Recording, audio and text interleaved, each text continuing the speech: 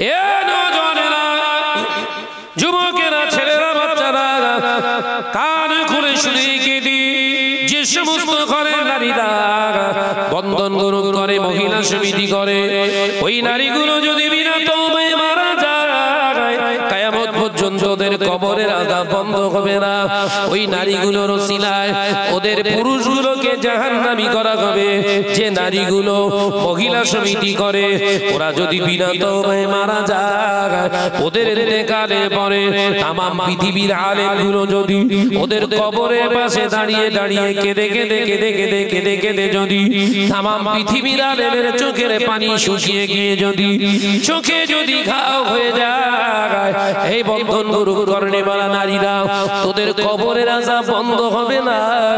যে সমস্ত নারীগুলো মহিলা সমিতি করে, ওই নারীগুলো যদি বিনা তওবায় মারা যায়, ওদের ইন্তেকালের পরে কাবা বাইতুল্লাহ শরীফের ইমাম যদি ওদের কবরের পাশে দাঁড়িয়ে দাঁড়িয়ে কেঁদে কেঁদে কেঁদে কেঁদে যদি কাবা বাইতুল্লাহ শরীফের ইমামের চোখের পানিতে যদি ওদের কবরের মাটি কাদাও হয়ে যায়, এ বন্ধন গ্রহণ করেওয়ালা মহিলা সমিতি করেওয়ালা মা বোনেরা, তোদের কবরের আযাব বন্ধ হবে না। কিয়ামতের দিনে হাসরের মাঠে, ময়দানের মাহশরে ওদের পুরুষগুলোকে, ওদের স্বামীগুলোকে জিঞ্জির করিয়ে টানতে টানতে, মুখ ঘেঁষড়াতে ঘেঁষড়াতে বিনা হিসাবে জাহান্নামী করা হবে। বলছে সুবহানাল্লাহ, যাবে পাঠাবে জাহান্নামে, বলছে সুবহানাল্লাহ। বেরেক আসে বলি বলি, বেরেক ধর, বেরেক ধর। বেরেক বিহীন গাড়ির কোনো মূল্য নেই রে ভাই, কোনো মূল্য নেই। যে গাড়ির বেরেক নেই ওই গাড়ি থেকে ওঠে না। কথা বলে না কেন? কারণ বেরেক বিহীন গাড়িতে চাপলে রিজার্ভেশন কনফার্ম, হসপিটালের বেড সব সময় রাখতে হবে।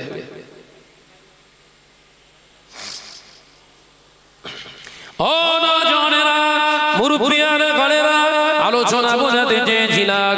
হযরত খাজা গরিবে নওয়াজ কে বলা হলো, यहाँ से भाग जाओ, ये जमीन तुम्हारा नहीं है, चले जाओ, यहाँ से हटाओ।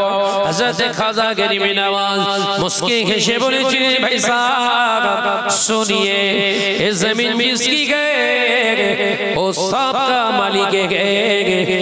আমি সেই মহান রব্বুল আলামিনের একজন গোলাম বান্দা। আমি বলছি, রবের হুকুম যতদিন না হয় আমি এখানে থাকলাম। জোরে বলুন সুবহানাল্লাহ, আরো জোরে বলুন সুবহানাল্লাহ।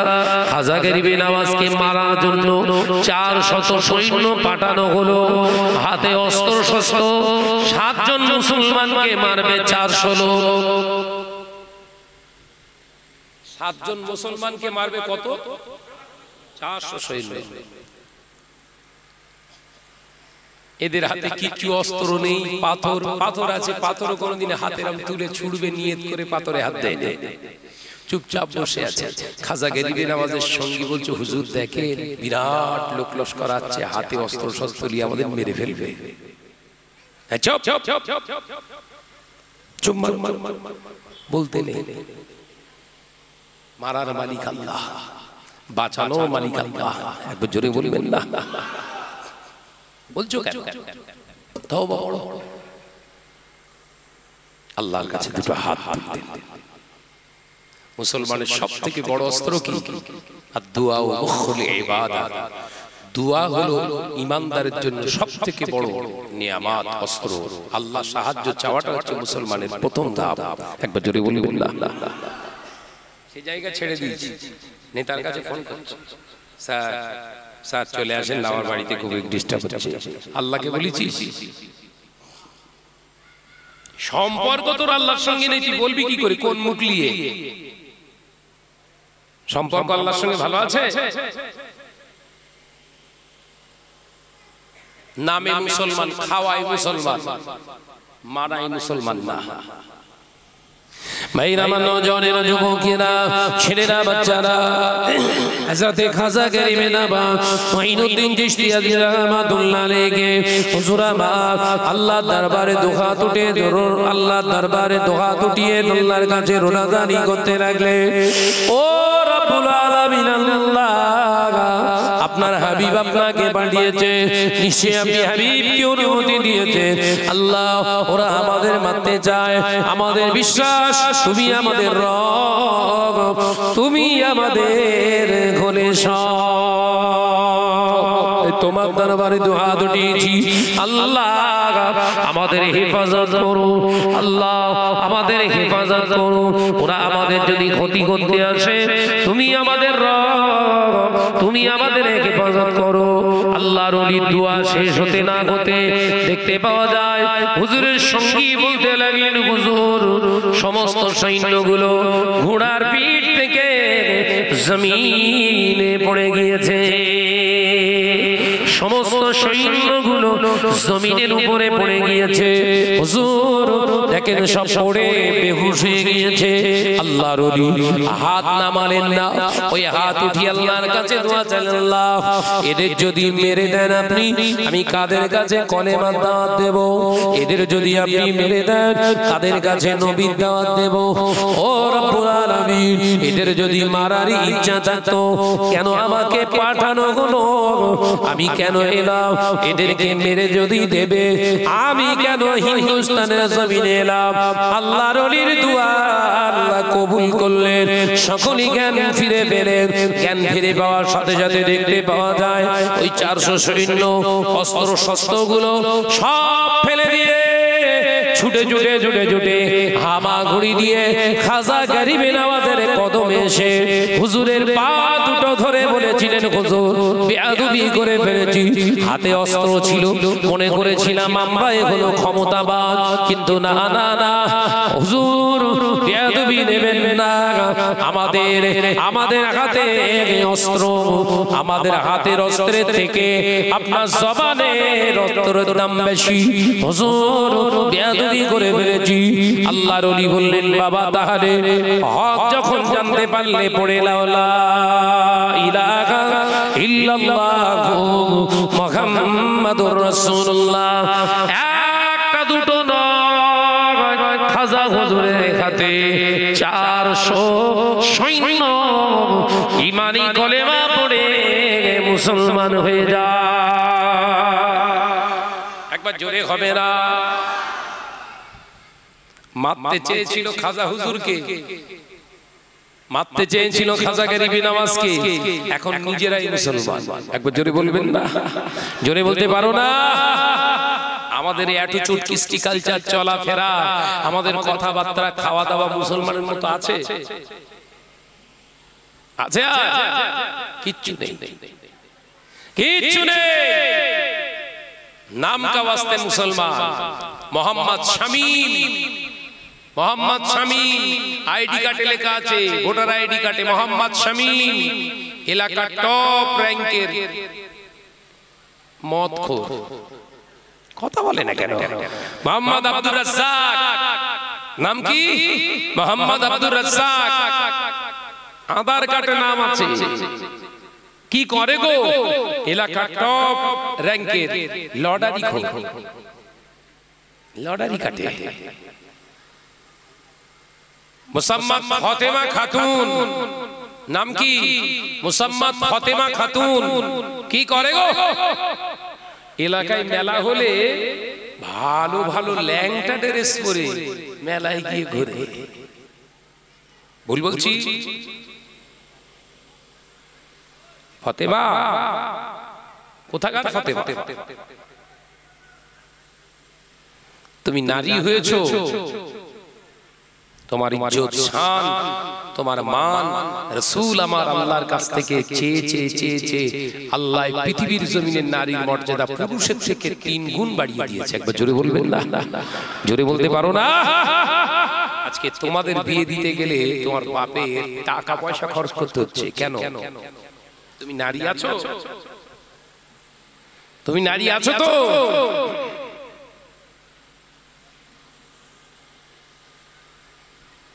তোমার ইজ্জত তোমার সম্মান তুমি নিজে হাতে করে নষ্ট করছো। তোমার মান ইজ্জত শান কত আল্লাহ দিয়েছিলেন। সাবধান হও, ঘরের মহিলাদেরকে পর্দা করে। আমি আলোচনা করছিলাম আল্লাহকে ভয় করো। শুধু নামাজ পড়ার নাম আল্লাহকে ভয় করা নয়, শুধু রোজা করার নাম আল্লাহকে ভয় করা নয়, শুধু হাতে তাসবিহ টানার নাম আল্লাহকে ভয় করা নয়, শুধু হজ করার নাম আল্লাহকে ভয় করা নয়, শুধু যাকাত দেওয়াটা আল্লাহকে ভয় করা নয়। জবানকে সামলান। কি সামলাবে? জোরে বলে। সমস্ত পাপের জন্মদাতা নাম তার মিথ্যা। মিথ্যাকে পরিহার করুন। মিথ্যা থেকে জবানকে হেফাজত করেন। জবানে যদি মিথ্যা কথা থাকে কোনো ইবাদত কবুল হবে না। হয় হয় না, মিথ্যা কথাটা তো বলেন না। মিথ্যা কথা বলে, মিথ্যা কথা বলে, ইস্তেগফার করে। এ নওজওয়ানেরা, যুবকেরা, ছেলেরা, বাচ্চারা, পর্দানশীনা মা ও বোনেরা, আল্লাহ নবী পাক জবানে জানিয়ে দিলেন তিনটি অঙ্গের যে মুসলমানটা তিনটি অঙ্গের গ্যারান্টি দিতে পারে, তিনটি অঙ্গের গ্যারান্টি যে আমি রাসূলুল্লাহকে দেয়, আমি নবী তার জন্য জান্নাতের গ্যারান্টি হয়ে গেলাম। তিনটে জিনিসের গ্যারান্টি দাও আমার, আল্লাহ রাসূল বলছেন। কটা জিনিস চেয়েছে রাসূল? তিনটে জিনিস। এক নম্বরে হলো জবান। দুই চাওয়ালের মাঝখানে, দুই চাওয়ালের মাঝখানে শক্ত নয় নরম অংশ যেটার নাম জিহ্বা, জবান বলা হয়। আল্লাহ নবী বললেন জবানের গ্যারান্টি কে দেবে? তুমি কোন উম্মার? জবানের গ্যারান্টি দাও। এই জবান দিয়ে কোনোদিন মিথ্যা বলবো না, এই জবান দিয়ে আমি কোনোদিন গালি দেব না, এই জবান দিয়ে আমি কোনোদিন পরনিন্দা করব না, এই জবান দিয়ে কোনোদিন চগলখুরি করব না, এই জবান দিয়ে আমি কোনোদিন মদ খাবো না, এই জবান দিয়ে সুদের টাকা খাবো না, এই জবান দিয়ে কোনোদিন গরিবের মাল মেরে মুছড়ে খাবো না, এই জবান দিয়ে যাকাতের টাকা খাবো না, এই জবান দিয়ে কখনো কখনো জবান দিয়ে কারুর মেরে দেওয়ার জন্য হুকুম করব না। এই গ্যারান্টি গুলো যদি তুমি আমি রাসূলুল্লাহকে দিতে পারো, আমি নবী তোমার জান্নাতের জিম্মেদার হয়ে গেলাম। একবার জোরে হবে।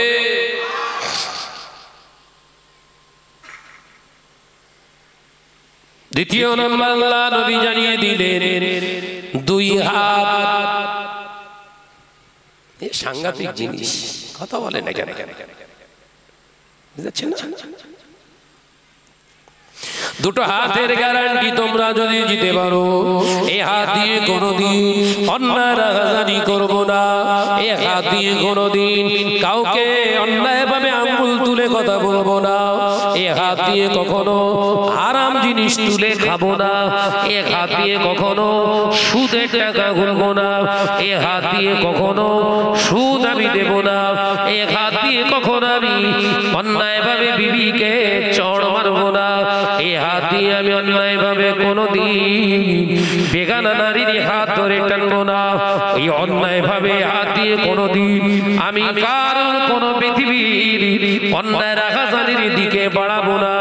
আমি নবী জানিয়ে দিলাম তোমার জান্নাতের জিম্মেদার আমি হয়ে গেলাম। একবার জোরে বলো। আর একটা বলবো, দুই উরতের মাঝখানে ওটা হলো তোমার লজ্জাস্থান। ও পর্দানাশীনা মা ও বোনেরা, আল্লাহ নবী জানালেন দুই উরতের মাঝখানে যে অঙ্গ যেটার নাম লজ্জাস্থান গোপন অঙ্গ, ওর গ্যারান্টি আমায় দাও। তোমার লজ্জাস্থানটা তোমার নিজের স্বামী ছাড়া, নিজের স্ত্রী ছাড়া পৃথিবীর কোনো বেগানা নারী পুরুষ ওটা দেখে নাও, ওটা উপভোগ করে নাও। আমি নবী জানিয়ে দিলাম তোমার জান্নাতে নিয়ে যাওয়ার দায়িত্ব আমার।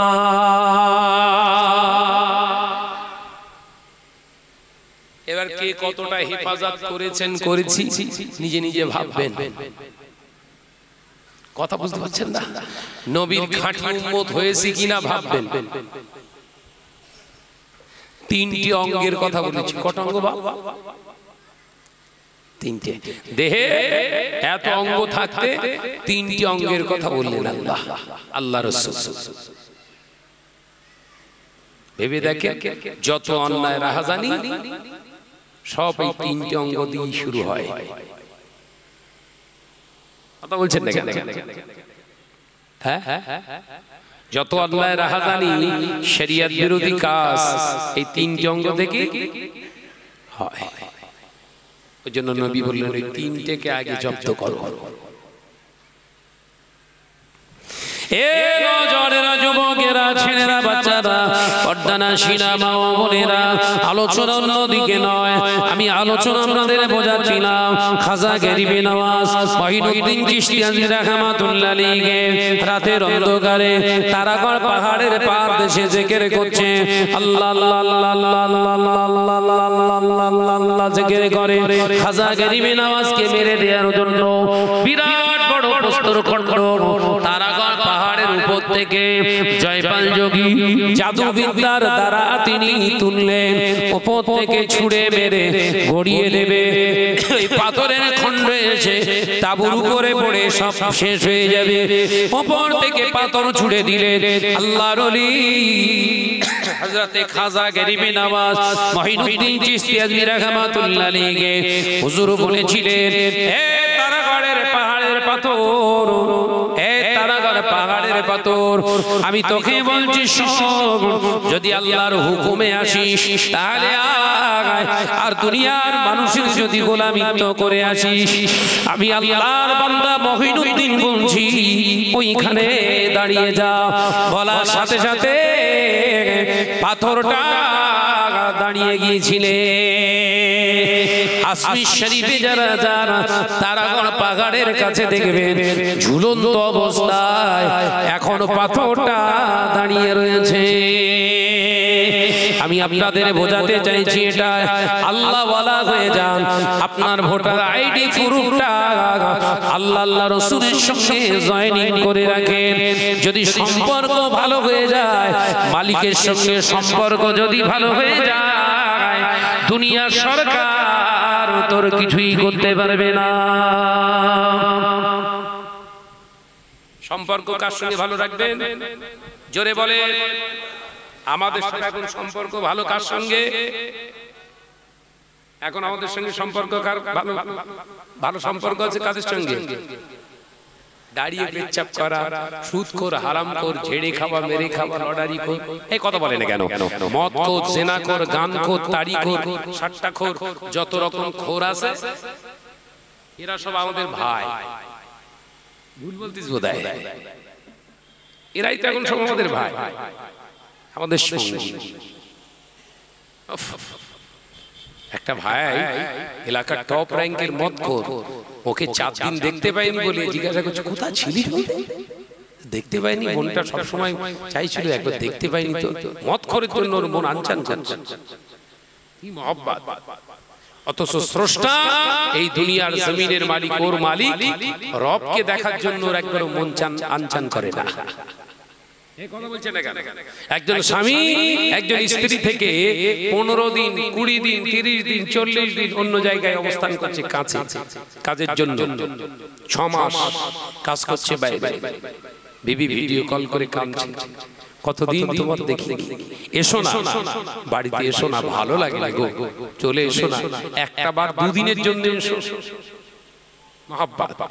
একদিন ওই বিবিটা, ওই মেয়েটা কোনদিন নামাজের মুসাল্লায় দাঁড়িয়ে একবারও কেঁদেছে আল্লাহর কাছে, আল্লাহ তোমাকে আমি দেখতে পাইনি, দেখার বড় শখ, তুমি আমার স্রষ্টা, তুমি আমার রব, তুমি আমার সব, তোমাকে একবার দেখবো আমি। কোনদিন বলেছো? কথা বলে না কেন? যে নবী না হলে নাজাত পাওয়া যাবে না, যে নবী হলেন শাফিউল মুজনাবিন রাহমাতাল লিল আলামিন, যে নবী ছাড়া নাজাত পাওয়া যাবে না। এ পর্দাটা সিনেমা বোনেরা, ওই নবীকে দেখার জন্য একবারও কি হাত উঠি আল্লাহ দরবারে ফরিয়াদ করো, আল্লাহ নবী নবী নবী নবী, কানে শুনি চোখে দেখি না, নবী নবী নবী নবী, কানে শুনি চোখে দেখি না, আল্লাহ ওই নবীকে একবার দিদার নসিব করাও, ওই নবী দিদার একবার নসিব করাও। একবারও কি মনের ভিতরে এরকম আশা জেগেছে? তাহলে তুমি ইমানদার, কত বড় ইমানদার বোঝা যাচ্ছে। আল্লাহর জন্য মন কাঁদে না, নবীর জন্য মন কাঁদে না। ইমানদার, পাকা ইমানদার হয়ে ঘুরছো। আমার আলোচনায় রাগ করছে, একটু ভাবা কুয়াস করছি, ভাবা ভাবে। নামাজ পড়ছেন 25 বছর ধরে, রাসূলুল্লাহকে পেলেন না, কি নামাজ পড়ছেন? 15 বছর ধরে সিজদা করছেন, রাসূলুল্লাহর খুশবু এখন নাকে এলো না, কি নামাজ পড়ছেন? আসসালাতু মিফতাহুল জান্নাহ, নামাজ হলো বেহেশতের চাবি, নামাজ হলো বেহেশতের চাবি। আল্লাহ নবী পাক জবানে জানিয়েছে, এ মুসলমান, নামাজ তো বেহেশতের চাবি, কিন্তু কোন নামাজ? নবী বললেন, সাল্লু কামা রাআইতুমুনি উসাল্লি, আমি নবী যেমন করে নামাজ আদায় করেছি ওই নামাজ তোমরা আদায় করবে, ওই রকম ভাবে নামাজ আদায় করবে। আল্লাহ নবী যেরকম করে নামাজ আদায় করেছে ওই রকম করে নামাজ আদায় করতে হবে। নবী নামাজ আদায় করেছেন, জীবনে কোনোদিন মিথ্যা কথা বলেননি। নবী নামাজ আদায় করেছেন, জীবনে কোনোদিন চগলখুরি করেননি। নবী নামাজ আদায় করেছে, জীবনে কোনোদিন সাতটা খেলেননি। নবী নামাজ আদায় করেছে, জীবনে কোনোদিন হক মারেনি। নবী নামাজ আদায় করেছে, সুদখোরের সঙ্গে বন্ধুত্ব রাখেননি। নবী নামাজ আদায় করেছে, মদখোরের সঙ্গে সম্পর্ক রাখেননি। নবী নামাজ আদায় করেছে, সাহাবায়ে কেরামদের নামাজ আদায় করেছে, সাহাবায়ে কেরামের নামাজ আদায় করেছে। জীবনে কোনোদিন নির্লজ্জ বেহায়া নারীর সঙ্গে সম্পর্ক রাখে না। এ শ্রীকৃষ্ণপুরের মুসলমানেরা বুকে হাত দিয়ে বলুন, নামাজ আদায় করছেন, সম্পর্ক কাদের সঙ্গে রেখেছে?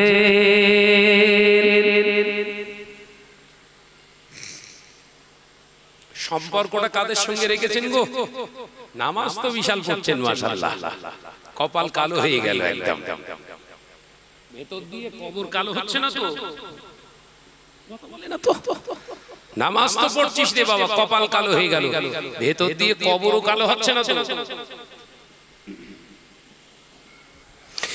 এক বস্তা পচা আলুর মাঝখানে যদি একটা পচা এক বস্তা ভালো আলুর মাঝখানে যদি একটা পচা আপনার পচা আলু যদি রাখা যায়, গোটা বস্তার আলু কিন্তু এক সময় পচে যাবে না, যাবে না?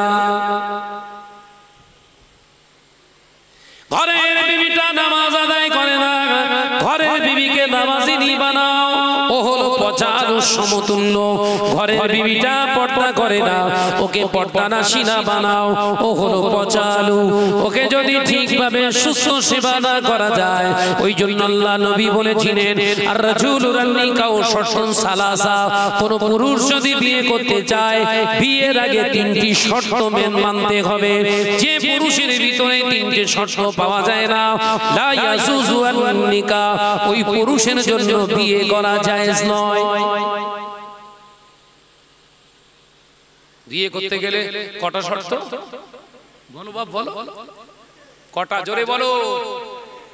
জানেন এসব ওয়াজ হয় না, এসব ওয়াজ হয় না। ওই জন্যই তো বিয়ে করতে গেলে ছেলের বাপ মেয়ের বাপের ঘাড় মোচড় দিয়ে বলতে লিয়াই 1.5 লাখ, কথা বলে না। মেয়ের বিয়ে করার শর্ত নয়, ছেলেকে বিয়ে করতে গেলে 3টে শর্ত লাগবে। যে পুরুষটার ভিতরে 3টে শর্ত নেই তার জন্য বিয়ে করা জায়েজ নেই। বলবো না থাকবে, বলে দিয়ে যায়। কালকে ছিলাম আপনাদের রাউতড়িতে, মহিষাদল রাউতড়ি, ওখানে ছিলাম আপনাদের এই কি গুড় চাকলি, সিদ্ধা গুড় চাকলিতে কালকে 2টো প্রোগ্রাম করেছি। আল্লাহ চাইলে এখান থেকে আবার যাবো সেই হুগলি জেলায়, শেষ রাতে টাইম, অতি রাতে জলসা হচ্ছে। গিয়ে এইসব সাবজেক্টে আলোচনা করছে, বলছে জীবনে শুনিনি এসব ওয়াজ। তাহলে কি ওয়াজ হয়েছে? কোরআনের আয়াত তুলে তার অনুবাদটা শুনিয়ে দিয়ে বেরিয়ে গেছে। তার শানে নুজুল নেই। একটা আয়াতে কারীম আল্লাহ নাযিল করছে, তার প্রেক্ষাপট সিচুয়েশন পার্টিকুলার অ্যাকসেপ্ট, পরিস্থিতির উপরে আল্লাহ কোরআন নাযিল করেছে। একবার জোরে বলবেন না?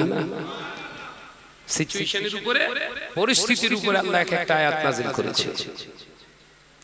মুনি সাহেব ওয়াজ করছে, কোরআনের একটা আয়াত বলছে, অনুবাদ বলে চলে যাচ্ছে, বলছে ওয়াজ হয়ে গেছে, সুপার ওয়াজ। কি ওয়াজ? সুপার ওয়াজ।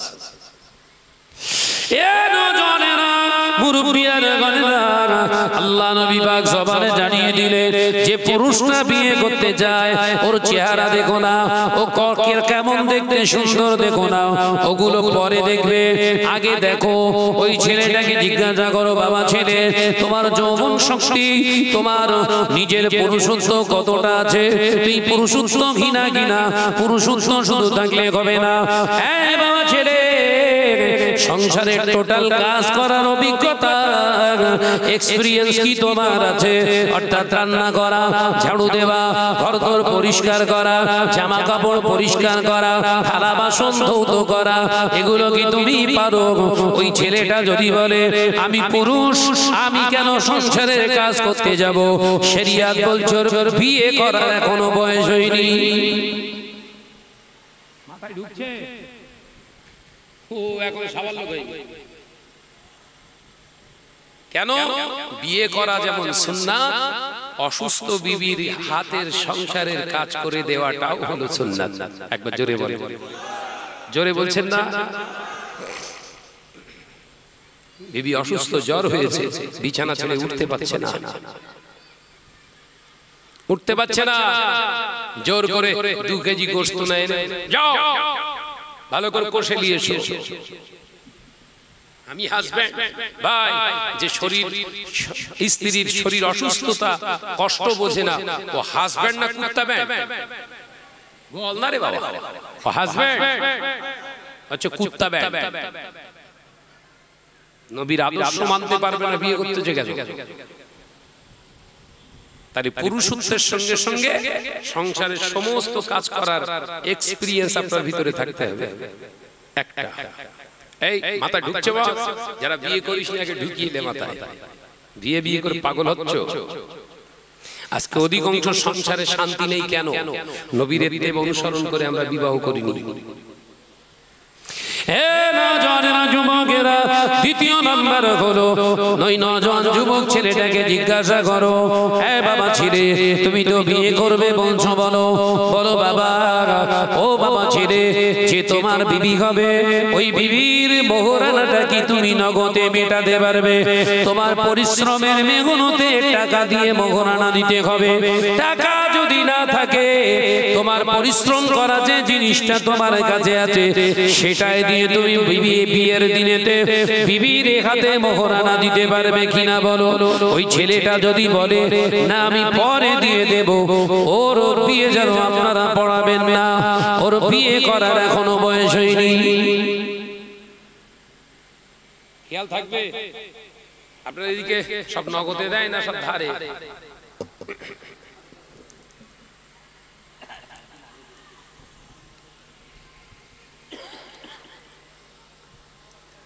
কি গো, বাকির খদ্দের নাকি সব? হাল খাতায় মেটাবেন নাকি? হাল খাতা কবে? যখন তিনটে কাপড় পরায়, সাদা থান বেশ ভালো করে জড়িয়ে বান্ডেল করে ফেলে, খাটিয়ার উপরে শোয়, তখন হাল খাতা। এই কথা বলছেন না কেন? মাসলার কিতাবে এসেছে যে পুরুষগুলো বিয়ের সময় মোহরানা মেটায় না, এ ছেলেরা মুরব্বিয়া ঘরেরা, যারা মোহরানা বাকি রেখে দিয়েছেন তাদের জন্য দুঃখের সংবাদ। কিতাবের ভিতরে এসেছে যে পুরুষগুলো বিয়ের সময় মোহরানা বিবিকে দেয় না, ওই অবস্থায় বিনা তওবায় মারা যায়। যে পুরুষগুলো বিয়ের সময় বিবিকে মোহরানা দেয় না, ওই পুরুষগুলো যদি বিনা তওবায় মারা যায়, ক্ষমা না চেয়ে যদি মারা যায়, ইন্তেকালের পরে কিয়ামত পর্যন্ত ওর কবরে জিনা করতে আযাব দেয়া হয়, জিনা করতে আযাব দেয়া হবে। শুধু তাই নয়, ময়দানের মাহশারে জিনাখোরের কাতারে ওই পুরুষটারা হাসর হবে। জোরে বলুন নাউজুবিল্লাহ। এ নওজোয়ান যুবকেরা, ছেলেরা, বাচ্চারা, সমাজে বড় দুর্ভোগ, বড় বিপদ, বড় সংকটময় সময় এসেছে। ঘরের নারীদেরকে বিবি বানিয়ে নিয়ে আসে বাবা, তাদের মোহরানা হচ্ছে হক। মোহরানা বিয়েতে ধার্য করা হলো ওয়াজিব, নগদে নগদে মিটিয়ে দেয়া হলো সুন্নাত। আল্লাহ নবী জানালেন নগদে মোহরানা দেবে, নগদে বিবি যেমন নিয়ে আসো বিয়ের দিনেতে, বিবি করার আগে ওর হাতে মোহরানাটা পাঠিয়ে দাও, কারণ ওটা হলো বিবিদের হক। জোরে বলবেন না, হক মেরে তাই বিবি। হালকাতার সময়, ওই হালকাতা কখন বললাম, বান্ডেল হয়ে গেছে, দুটো দালাল পাঠিয়েছে, দুটো দালাল। দালাল বোঝেন? গরু যার, ওর হাতে দড়ি নেই। দালাল বোঝেন? আপনাদের তো নরঘাটে গরু হাট হয়, যে এই পাঁশকুড়ায় হয়তো, পাঁশকুড়ায় হয় না? হ্যাঁ, দেখবেন গরুর মালিক পাশে দাঁড়িয়ে রয়েছে, দালালের হাতে দড়ি। এই কুরবানির সময় আমার তো তেমন যাওয়া হয় না গরু হাটে, কুরবানির সময় তবে আমি নিজে গিয়ে গরু কিনি, এটা আমার খুব খুব মানে আগ্রহ। বাজার বাজার করে খাওয়া আমার বিরাট শখ। কেউ বাজার করে এনে দেবে, জন্মের খাওয়া খাবো ওসব নয়। এই এত পরিশ্রম করে নিজে সকালবেলা বাজারে যাবো, মন পছন্দের জিনিসগুলো আমি নিজে নিজে কিনে আনবো। কথা বুঝছেন না? ও আনবে, ও রান্না করবে, আর আমি বসে বসে খাবো, ও চিন্তা আমার নেই। তো ভাইজান আমার, বিশ্বনবী বোঝাতে চাইলেন। আর এখন সমাজে কি হচ্ছে? ভাই মারা গেছে, ভাবি বুক চাপড়াচ্ছে, কাঁদছে, ঝরঝর করে কাঁদছে, সামনে বডি রাখা আছে। দুটো দালাল ঘুষ ঘুষ ঘুষ ঘুষ করে গিয়ে আর ভাবির কাছে যে বলছে, ভাবি আহা ভাই খুব ভালো মানুষ ছিল গো, খুব ভালো মানুষ ছিল। দালালের কথা, দুটো দালাল যায় না, ভাই খুব ভালো মানুষ ছিল, সবাই চলে যাব আমরা, আর কি হবে, মাফ করে দাও আল্লাহর রাস্তায়। দুধের স্বাদ ঘোলে মেটাচ্ছে না? কথা বলছেন না কেন? 40 বছর ধরে সংসার করলাম, বিবির পাশে শয়ন করলাম, আমি কোনোদিন বিবির কাছে ক্ষমা চাইনি। ওই দালাল ক্ষমা চাইবে, বিবি ক্ষমা করে দেবে, তাই আমার ক্ষমা হবে? এর নাম ইসলাম? চাপকে সোজা করে ফেলবে একদম। বেঁচে আছেন, আজকে রাত্রে আল্লাহ ঘরে যাওয়ার সুযোগ দিলে ঘরে যে আগে বিবির হাতটা ধরো, শালির হাত ধরো, কেন বিবির হাত ধরো, হাতটা ধরে বলো আমি সেই সময় দিতে পারিনি, তোমার হক একটা রয়ে গেছে, এই লাও, কাছে টাকা থাকলে মোহরানাটা দিয়ে দেবে, যদি কাছে টাকা না থাকে, বাড়ি কিছু জিনিস থাকে তো, দিয়ে দেবে, এইটা তোমার মোহরানা স্বরূপ দিয়ে দিলাম, আর এতদিন দিতে পারি, তার জন্য তুমি আমাকে ক্ষমা করে দাও। ওই সময় বিবি যদি মুচকে হেসে বলে তোমার খেয়ে দিয়ে কাজ নেই, তুমি আজকে ক্ষমা চাইলেই হয়ে গেল, আমি সে কবে ক্ষমা করে দিয়েছি। ও যদি মুখ থেকে একবার বলে আমি ক্ষমা করে দিয়েছি, আল্লাহ রাসূল বোঝাচ্ছেন ক্ষমা হয়ে যাবে। একবার জোরে বলো, একবার জোরে হবে না?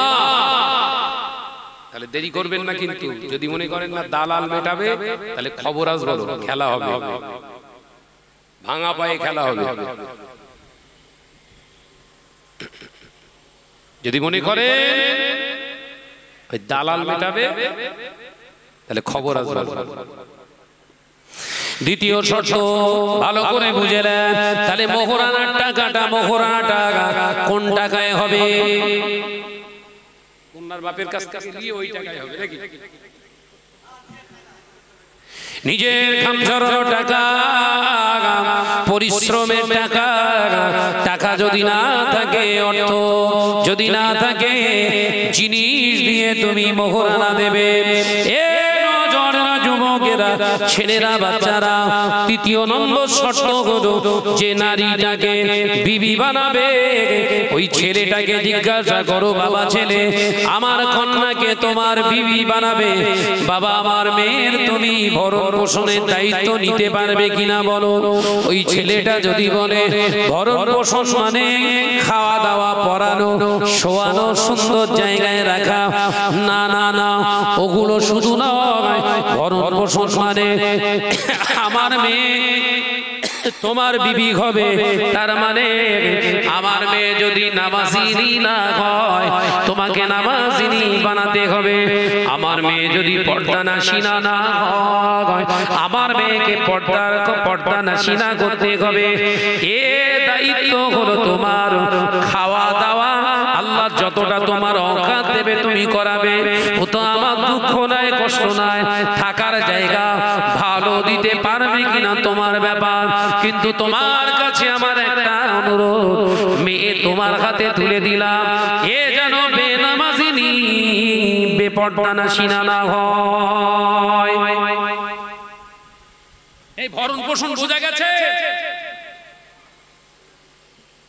এই তিনটে শর্ত যদি মেনে পুরুষগুলো বিয়ে করত, কারুর বউ মহিলা সমিতির ষাঁড়ের পাশে যে বসতো, কথা বলে না, শর্ত মেনে বিয়ে করেননি, কই আমার বিবি ও যায় না কেন, আমারও তো বউ আছে নাকি, কথা বলছেন না কেন, মাশাআল্লাহ আমার বিবি আছে তো, ও তো যায় না, যেতে পারে না কেন? পুরুষটা পুরুষ থাকলে ঘরের বউ আর বেগানা পুরুষের কাছে যাবে না। এই আলোচনা বোঝে না। পুরুষটা পুরুষ হন, ঘরের মেয়ে লোক, কথা বলে না কেন, অন্য পুরুষের পাশে যেয়ে বসবে না। আল্লাহ পাক আমাদেরকে বোঝার তৌফিক দেন, বলুন আমিন। জোরে বলেন আল্লাহুম্মা আমিন। মহাপদে সে দরুদ আল্লাহুম্মা সাল্লি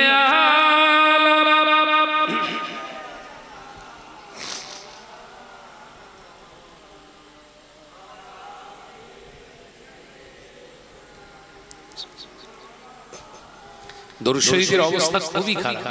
এরম জুত কেন হয় গো? একটু প্রাণ খুলে উচ্চ আওয়াজে প্রাণ খুলে পড়ি, আল্লাহুম্মা সাল্লি আলা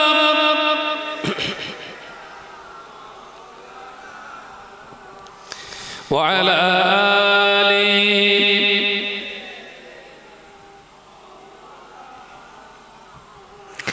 একদিন তোমারি মসজিদে হবে হবে না, হবে না, মসজিদে যাবেন না, একদিন আপনারই নাম এলান করবে মুয়াজ্জিন সাহেব, অমুক ভাইয়ের বিবি ইন্তেকাল করেছে, অমুক ভাই ইন্তেকাল করেছে, আগামীকাল জোহর বা হবে। একদিন তোমারই নাম মসজিদে হবে একদিন তোমারই নাম মসজিদে হবে তৈরি থেকো, তৈরি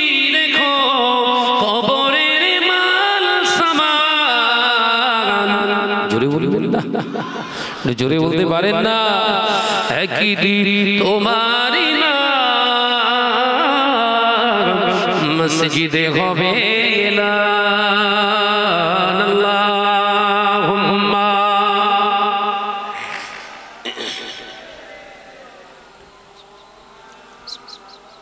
মাশাআল্লাহ মাশাআল্লাহ। আরেকটু জোরে ওয়ালা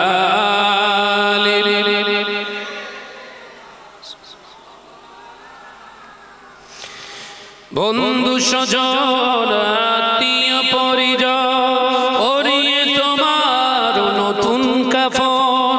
বন্ধু স্বজন আত্মীয় পরিজন ওরিয়ে তোমার নতুন কাফন। নিয়ে যাবে ওই কবরে থাকবে না কেউ আপন। একদিন তোমারই মসজিদে হবে এলান। একদিন তোমারই নাম মসজিদে হবে এলান। তৈরি থেকো তৈরি রেখো কবরের মান সামান। জোরে হলো না?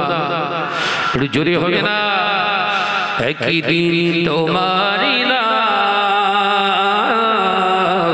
মসজিদে হবে এলান।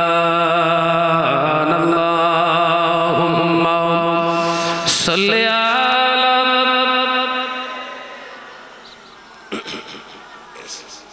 মাশাআল্লাহ মাশাআল্লাহ। আরেকটু জোরে হবে ওয়ালা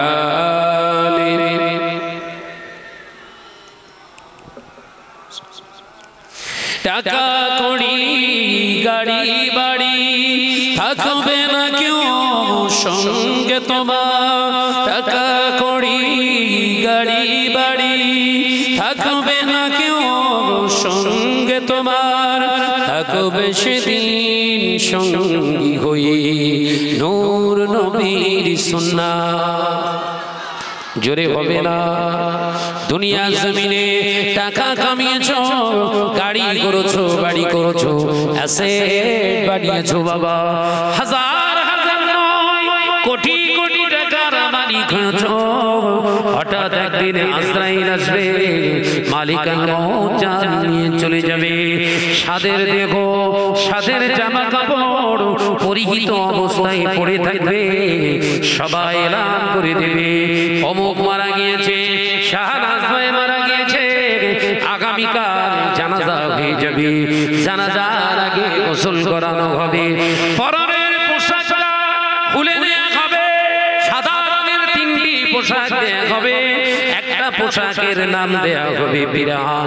যে পিরানে সেলাই থাকবে না, বোতাম লাগানো থাকবে না, পকেট থাকবে না। পকেট বিহীন সেলাই বিহীন বোতাম বিহীন পিরান পরিয়ে দিয়ে আর দুটি লেফাফা লম্বা লম্বা কাপড় সাদা থান জড়িয়ে দেওয়া হবে। তিনটি জায়গায় বেঁধে দেওয়া হবে। একটা মাথার অগ্রভাগে মাঝ বরাবর, একটা পায়ের অগ্রভাগে, তিন জায়গায় বেঁধে দিয়ে খাটিয়ার উপরে শুইয়ে রাখবে। হাজার হাজার ভালোবাসার মানুষ, বন্ধু বান্ধব, ভালোবাসার মানুষগুলো দেখার জন্য পাগল হয়ে থাকবে। সবাই আবেদন করবে শাহনাজ চক শ্রীকৃষ্ণপুরে জলসায় যেত, কত কালারফুল কালারফুল লেবাস পরে যেত। শাহনাজ ভাইকে একবার দেখতে চায়, আর দেখা হবে না। সকলের আবেদন অশ্রুসিক্ত নয়নের কান্না দেখে থাকতে পারবে না। মাথার বাঁধনটা খুলে দিয়ে কাপড়ের কাপড়টা সরিয়ে নিয়ে মুখটাকে দেখানো হবে। হাজার হাজার ভালোবাসার মানুষ কাঁদতে কাঁদতে বলবে, দেখ শাহনাজ ভাই কত কালারফুল পোশাক পরে স্টেজে উঠতো, সব খুলে নিয়েছে ভাইয়ের কাছ থেকে। সাদা দাগ ভাইয়ের কাছে আর কিছু নয়, কিন্তু দেখ স্টেজে যেমন মুখ ভর্তি রাসূলুল্লাহর দাড়ি সুন্নাত মোবারক নিয়ে তিনি ওয়াজ করতেন, সব খুলে নেওয়া সম্ভব হয়েছে। দাড়ি মোবারক সঙ্গী হয়ে গেছে। একবার জোরে হবে না, চিল্লে হবে না। কবরেতে সঙ্গী হবে নূর নবীর সুন্নাত।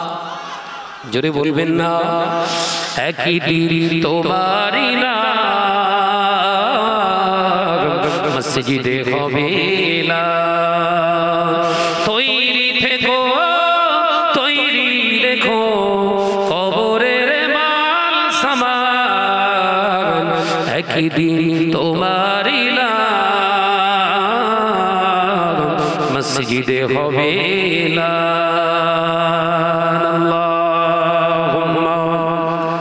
صلی علی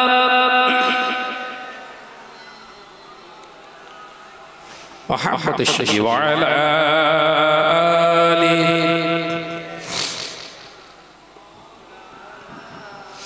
আমার নজনেরা, যুবকেরা, ছেলেরা, বাচ্চারা, পর্দানাশীরা, মা ও বোনেরা, আলোচনা আপনাদের বোঝাতে চেয়েছিলাম।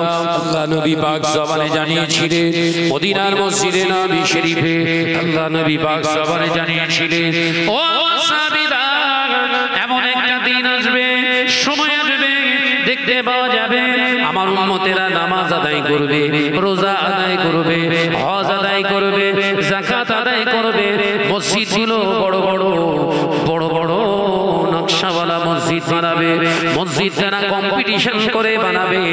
ও আমার সাহাবীরা, উম্মতের দাড়ি থাকবে, আপনার টুপি থাকবে, জুব্বা থাকবে, মসজিদ ভর্তি নামাজি মুসল্লি দেখতে পাওয়া যাবে। অথচ ওই নামাজি মুসল্লিদের ভিতরে আল্লাহর ভয় রেখে চলা মুসল্লি মুসলমান পাওয়া যাবে না।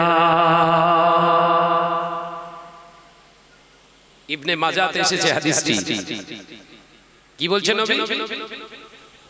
টুপিওয়ালা দাড়িওয়ালা ভর্তি হয়ে যাবে, নামাজি পাওয়া যাবে, রোজাদার হাজি হাজি পাওয়া যাবে, যাকাত দেনেওয়ালা মানুষ পাওয়া যাবে, রমজানে রোজা করেনেওয়ালা সিয়াম সাধনাকারী পাওয়া যাবে, মসজিদ ভর্তি মুসল্লি পাওয়া যাবে, কিন্তু আল্লাহকে ভয় করেনেওয়ালা ইমানদার মুসলমান পাওয়া যাবে না।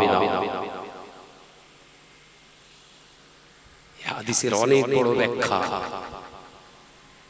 শুধু এতটুকু টাচ দিয়ে যাচ্ছি। নবী বলেছিলেন, সাহাবীরা চিন্তা করো না, কারণটা কি জানো? মুসলমানের ঘরে ঘরে সুদের লেনদেন হবে। কিসের লেনদেন? দেখেছেন কোথায় কোপটা মেরেছে, কোথায় বুঝতে পেরেছে? মুসলমান সুদ ছাড়া চলতে চাইবে না। জড়িয়ে গেছেন না জানেননি? সুদের আওতাভুক্ত হয়েছেন না হননি? বলে না ভাইজান, আমি সুদ খাই না। সুদ দিই তো। পায়খানা খাওয়া যত অপরাধ, খাওয়ানো কথা বলে না। পায়খানা খাওয়াটা যত অপরাধ, খাওয়ানোটাও ততটাই অপরাধ। কথা বুঝছেন আমার সোনার মানিকেরা? আলোচনা করতে করতে অনেক দূর চলে এলাম। শুধু আমি আপনাদের ভাই শাহনওয়াজ, ছোট মানুষ, একদম ছোট্ট ছোট্ট করে কথাগুলো বলে গেলাম। সাবধান হন, নামাজ, রোজা, হজ, যাকাত যে যেমন পাচ্ছেন করুন, শরিয়াত মেনে করুন। হাজি হজ করা সহজ, হজ কবুলিয়াতের জায়গায় পৌঁছানো কঠিন। দুটো ব্যক্তির জন্য হজ ফরজ নয়, এটা জানতে হবে। কটা ব্যক্তি? এই কথা বলছেন না কেন? টাকা থাকলেই হজ নয়, টাকা থাকলেই হজ নয়, হালাল টাকা থাকতে হবে, তবেই আপনার উপরে হজ। টাকা থাকলেই হজ নাকি? কথা বলে না। টাকা থাকলেই হজ। ওই জন্য ঘন ঘন এখন সুদখোররা সব হাজি হচ্ছে, মেরে লেওয়া, ঝেড়ে লেওয়া, সব হাজি হচ্ছে না। এলাকায় টপ র্যাঙ্কের ঝাড়া পাঠি ওমরা করে ঘরে চলে এসেছে। গরিবের মাল ঝেড়ে মেরে খেয়ে একদম পুরো সাইজ, সুদের ব্যবসা করে বিরাট গাড়ি বাড়ি করে ফেলেছে। ও দেখলো, তাই তো হুজুরিরা ওয়াজ করে, কাবা শরীফ একবার গিয়ে ছুঁতে পারলে জীবনের গুণ একদম ধাড়াস করে সব পার হয়ে যাবে, চল একবার মেরে আসি। কথা বলে না। একদল ব্যক্তি হলো হারামখোর, হারাম মালদার, হারাম হারাম মালদারের উপরে হজ ফরজ হয় না। দ্বিতীয় ব্যক্তি হলো গরিব ব্যক্তি, যারা গরিব, কথা হচ্ছেন না, এদের উপরে হজ ফরজ নয়। যদি টাকা জোগাড় করে, হালাল টাকা হালাল অর্থ জোগাড় করতে পারে, ম্যানেজ করতে পারে, হজ করবে, কিন্তু তার উপর ফরজ নয়। আর এই হারাম করার উপরে হজ ফরজ নেই। এটা মাথার ভিতরে রেখে হজ করুন। হজ করতে গেলে মিনার ময়দানের পাশে একটা জায়গা আছে, জায়গাটার নাম হচ্ছে জামারাত। শয়তানকে পাথর মারতে হয়। 3টে শয়তান আছে। কটা? বড় বড় থাম্বা করে রেখেছে। এক একটা আপনার শয়তানের গায়ে এক একদিন 7টা করে পাথর মারতে হয়। কথা বুঝছেন না? টোটাল 49টা পাথর মারতে হয় 3 দিনে। দেখছি পাথর মারছে সব হাজিরা, শয়তানের গায়ে খুব কম পাথর পড়ছে, হাজিদের মাথায় পড়ছে বেশি পাথর। কথা বুঝতে পারছেন? এক হাজি পাথর মারছে, সেই পাথর আর একটা হাজির মাথায় পড়ছে। তার মানে কি? মারছে কোথায়? শয়তান। হাজি কি বড় শয়তান নাকি?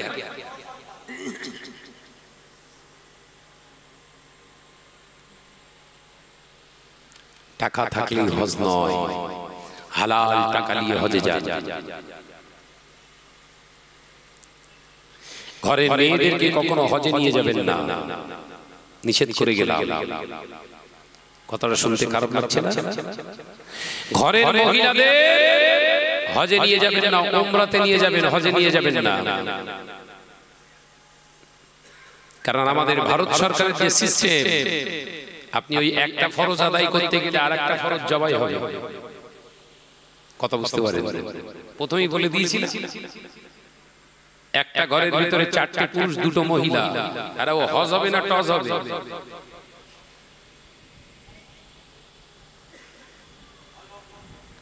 সাবধান, হজ হজের মতো করব।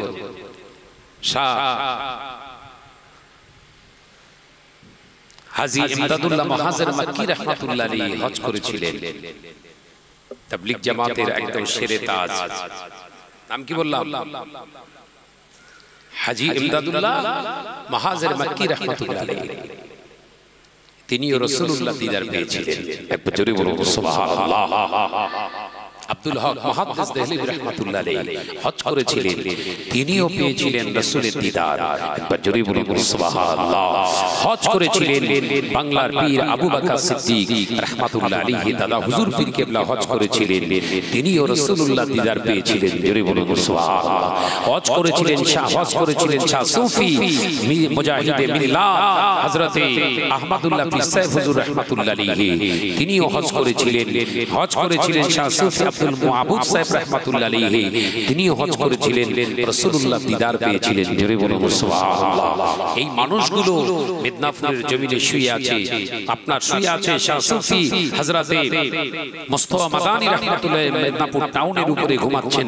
হুজুর কেবলা হজ করেছিলেন, রাসূলুল্লাহ দিদার পেয়েছিলেন। জোরে বলুন সুবহানাল্লাহ। আপনি হজ করছেন, আমি হজ করছি, রাসূলকে পাচ্ছি না, তার মানে কি? दिल में कुछ काला है, वो काला अंदर का कोई काला नहीं है, माल का काला है।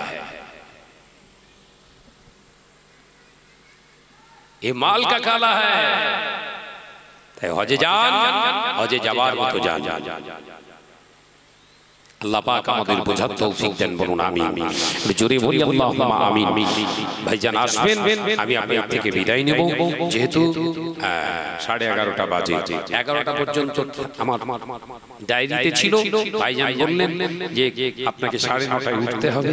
যাক, একটু নিজেদের ভিতরে এগুলো করতে হয়। কথা ঠিক না ভুল? জোরে বলে সেদিকে খেয়াল করে আমি একটু টাইম দিয়ে গেলাম। আল্লাহ চাইলে ইনশাআল্লাহ আবার দেখা হবে। আপনারা দোয়া করবেন। আল্লাহ পাক